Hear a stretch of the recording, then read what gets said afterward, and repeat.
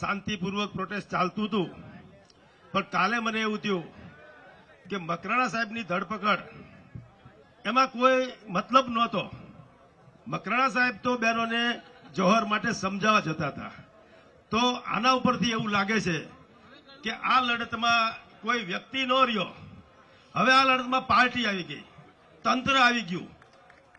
અને ત્યારે તંત્ર સામે લડવું હોય, હું તો બધા ભાઈઓ બહેનોને ધન્યવાદ આપવા માંગુ છું કે લોકશાહી ઢબે આપણે આંદોલન શીખ્યા ક્યાંથી? છરી, તલવાર, ભાલા આ બધા આપણા અસ્ત્રો છે. એના બદલે બહેનો પણ સારી સ્પીચ આપે, બહેનો પણ લોકશાહી ઢબે પ્રોટેસ્ટ કરે. એટલે હવે એક મગજમાં રાખજો બધાએ કે લડવાનું તંત્ર સામે છે. સૌને જય માતાજી. આ કોઈ પક્ષ અથવા તો કોઈ સમાજ વિરુદ્ધ લડાઈ નથી. એ આપણે પહેલા દિવસથી અત્યાર સુધીમાં લગભગ 500 વખત બોલી ચૂક્યા છીએ, અને છતાંય આજથી એવું ચાલુ થાય છે કે આ કોંગ્રેસ આ આંદોલન ચલાવે છે. આ આંદોલન એક વાર નહીં 1000 વાર અહીંયાથી હું કહીશ કે ક્ષત્રિય સમાજ ચલાવે છે અને ક્ષત્રિય સમાજ જ ચલાવશે. બીજી એક વસ્તુ હું કહેવા માંગીશ ખાસ યુવાનોને કે આપણે સોશિયલ મીડિયા ઉપર બહુ ગરજીએ છીએ, બહુ વરસીએ છીએ. આ ગ્રાઉન્ડ ઉપરની લડાઈ છે. અત્યાર સુધી સોશિયલ મીડિયા એ ખૂબ સારો રોલ ભજવ્યો છે, આગળ પણ ભજવશે. પણ જો ગ્રાઉન્ડ ઉપર નહીં આવો તો ક્યાંક ને ક્યાંક ખામી દેખાશે. દરેક યુવાનોએ સોશિયલ મીડિયા અને ગ્રાઉન્ડ બંનેનો ઉપયોગ કરવો પડશે. દરેક અહીંયા ધંધુકામાં સંમેલન હોય, સુરેન્દ્રનગરમાં હોય, બરોડા, સુરત કે અમદાવાદ ગમે ત્યાં હોય. અમે અમદાવાદથી આવ્યા છે, ભાઈશ્રી મહિપાલસિંહજી રાજસ્થાનથી આવ્યા છે, શેરસિંહજી છેક ઉત્તરાખંડથી આવ્યા છે. તો દરેક જગ્યાએ આપણે ઉપસ્થિત રહી શકીએ તો જ આપણે આપણું અસ્તિત્વ જાળવવા માંગીએ છીએ એવું સાબિત થશે. અને સૌથી મોટામાં મોટું તો છત્રાણીનું જો દાવણ ધાયા હોય ને તો ઘરમાં બેસવું એ તમારા ઉપર કલંક છે. આ શબ્દ કોના ઉપર છે? આ શબ્દ પ્રયોજન કોના ઉપર છે? આપણી માતાઓ બહેનો કે જેમણે પોતાના અંગને પણ ના ઓળખી શકે એટલા માટે જોહર કરેલું છે. રાખ હાથમાં આવે ને તો કોઈને ખબર ના પડે કે આ કયા શરીરની રાખ છે. આટલા સુધી પોતાના દેહને મરી ગયા પછી પણ પવિત્ર રાખ્યો છે. એ દેહ માટે એણે વાત કરી કે બેટી વ્યવહાર કર્યો છે, અને એની સામે આપણે લડવા ઉતર્યા છીએ. ત્યારે ગઈકાલે સંકલન સમિતિએ પાર્ટ 1 ને પાર્ટ 2 ની જાહેરાત કરી હતી. પાર્ટ 1 એટલે કે ટિકિટ પાછી ખેંચાય છે ત્યાં સુધીની લડાઈ, અને પાર્ટ 2 ટિકિટ પાછી નથી ખેંચાતી તો શું? આપણે ક્ષત્રિયો છીએ, રણ મેદાનમાં ઉતર્યા પછી પાછા નથી પડતા, એ આપણો ઇતિહાસ છે. અને આપણા ઇતિહાસને જો આપણા ભવિષ્ય સાથે જોડવું હોય તો વર્તમાનમાં છેક સુધી મેદાનમાં ઉભું રહેવું પડશે. ઉતલિયા ઠાકોર સાહેબે કીધું એમ 2 વખત માફી માંગી છે, પણ કેમ માન્ય નથી? કારણ કે એ રોટી બેટી ઉપર બોલ્યા છે. બીજું બધું માફ થઈ શકે પણ રોટી બેટીમાં માફ ન થઈ શકે. આજે ખૂબ બહોળી સંખ્યામાં ક્ષત્રિય સમાજ ઉમટ્યો છે, કારણ કે આમાં બીજા સમાજના પણ પ્રમુખો આવ્યા છે. આનાથી એક પ્રણાલી પડવાની છે કે ક્યારેય કોઈ વ્યક્તિ કોઈ પણ સમાજની સામે ન બોલી શકે, એના માટેની ટિકિટ રદ થવી જોઈએ. આપણે ક્ષત્રિયો માટે છે એવું નથી કહેતા, દરેક સમાજ માટે આપણે ઈચ્છીએ છીએ. ક્ષત્રિય હંમેશા દરેક સમાજનો નેતૃત્વ કરતો રહ્યો છે. સમય બદલાણો છે એટલા માટે એવું ન માની લેવું કે ક્ષત્રિયો નબળા પડ્યા છે. ઉત્તર ક્ષત્રિયો એજ્યુકેશન લેવલે આગળ આવ્યા છે, બિઝનેસ લેવલે આગળ આવ્યા છે, અને દરેક જ્ઞાતિને સાથે રાખતા થયા છે. ક્ષત્રિય સમાજના વિરોધને હળવાશથી લેવો એ એક મોટી ભૂલ છે.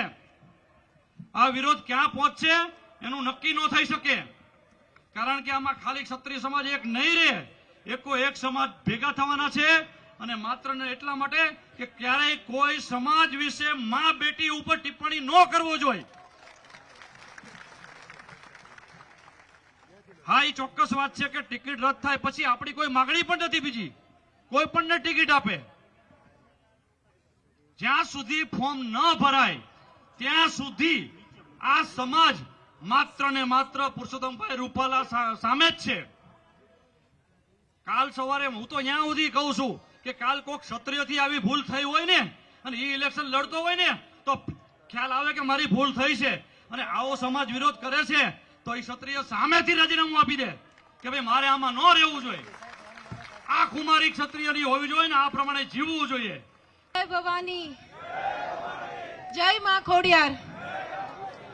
હું બાવલિયારીની દીકરી અને ભાલની દીકરી આપ સૌને અહીંયા આજે સભામાં પધાર્યા છો અને આપણી અસ્મિતાનો સવાલ છે અને એમાં આપ મોટી સંખ્યામાં દૂર સુદૂર રાજસ્થાનથી બીજા રાજ્યોથી પણ જે કોઈ ભાઈઓ પધાર્યા છે એમનું અહીં સ્વાગત કરું છું. અને અહીંયા સ્વાગત ન હોય, આ સ્વયંભૂ છે. સંકલન સમિતિમાં જ્યારે આ પહેલા આ ચર્ચા પર મિટિંગ થઈ અમારી અને જે કયા નિમ્ન કક્ષાની ટિપ્પણી કરી એની માટેની ચર્ચા થઈ અને મને મહિલા તરીકે આગેવાની લેવાની કીધી ત્યારે મેં પહેલો જ મારો શબ્દ હતો કે મારા ભાઈના બાવડાઓમાં એટલી તાકાત છે કે મારે આમાં મેદાને ન આવવું જોઈએ. પણ આપણી અસ્મિતાનો સવાલ છે. હું એવું વિચારું કે આપણા વડવાઓ, આપણા બાપ દાદાઓ પાળિયા થઈ ગયા આપણી માટે અને આપણને એક ઉજળો ઇતિહાસ આપી ગયા છે. તો આજે લોકશાહીમાં કોઈ એક નેતા સત્તા પર બેસવા માટે આપણી જ મા દીકરીઓ ઉપર ટિપ્પણી કરી જાય ત્યારે તમારી ને મારી બધાયની, કેમ કે એ સમયે તો આપણી માતાઓ પણ પાળિયા થયા હતા, તો આજે આપણી બહેનો દીકરીઓની પણ ફરજ છે કે એ ઉજળા ઇતિહાસનું રક્ષણ કરવું અને એની માટે અડીખમ થઈને લડવું. પહેલા જ્યારે મૂંગીઓ વાગતો દળ આવતું આપણે ક્યારેય જોતા નહીં કે સામે કેટલા છે અને ઉપડી પડતા. તો અત્યારે આપણને ખબર છે લોકશાહી છે, આપણે જે લડત આપશું એનું પરિણામ શું આવશે એ મને ખબર નથી, તમને ખબર નથી. પણ હા, એક જુસ્સો છે કે આજ પછી આ લોકશાહીમાં કોઈ પણ નેતા સત્તામાં આવવા માટે, બહેનો દીકરીઓ માટે અથવા કોઈ પણ પ્રકારની નિમ્ન કક્ષાની ટિપ્પણી જ્યારે કરશે ને ત્યારે એને 2 વાર આ ક્ષત્રિય આંદોલન યાદ આવશે. અને આપણે જે અસ્મિતા સભર આપણા જ્યારે લોકશાહી આપી ત્યારે આપણા રજવાડા આપ્યા ત્યારે આપણો ઉજળો ઇતિહાસ આપ્યો હતો. તો આ દરેક નેતા હવે યાદ આવશે કે કરશે કે આ ક્ષત્રિયોનો ઉજળો ઇતિહાસ હતો. બીજું, અહીંયાથી હું મારા દરેક ભાઈઓને વિનંતી કરું કે આ લડતમાં મેં ભાલની દીકરી અને માણસાની વહુનું ગૌરવ સાચવી રાખ્યું છે, મારી મર્યાદા સભર. તો હું અહીંયા દરેક મારા ભાઈઓને પણ વિનંતી કરું છું, આપનું લોહી ગરમ હોય હું સમજી શકું છું, માતા દીકરીઓનો પ્રશ્ન છે હું સમજી શકું છું, પણ આ સમય છે માથા દેવાનો લેવાનો નહીં, માથા ભેગા કરવાનો. એટલે ક્યાંય પણ સત્તાને જાણીએ છીએ, આપણે પાવરને જાણીએ છીએ, એટલે ક્યાંય પણ તમારા ને મારાથી કોઈ પણ પ્રકારે કાયદો ઉભો ન થાય. અને હું ગર્વથી કહું છું, આટલી સભાઓ થઈ, કાલે રાજકોટમાં પણ સભાઓ થઈ, સુરેન્દ્ર થઈ, ભુજમાં થઈ, જામનગર થઈ, કોઈ જગ્યાએ આપણા ભાઈઓએ કાયદો હાથમાં નથી લીધો. પોલીસ ગન સાથે એટલે વોટર ગન સાથે ત્યાં તૈયાર રહી છે એ માનસિકતા સાથે કે રાજપૂત સમાજનું બ્લડ ગરમ છે. પણ આ મર્યાદા આપણે જાળવી છે, આ લડાઈ આપણી લાંબી છે, એ મારે તમારે સમજવાનું છે. એટલે મોટામાં મોટી સંખ્યામાં માથાઓ ભેગા થાય, બહારના રાજ્યોથી પણ આવે અને આ આપણું આંદોલન રાજ્યની બહાર પણ જાય.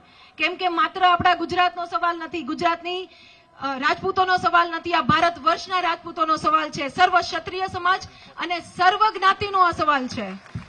ફરી કે હવે મૂંગીઓ વાગ્યો છે તો બધાયનો માંડવો મેદાને હોવો જોઈએ.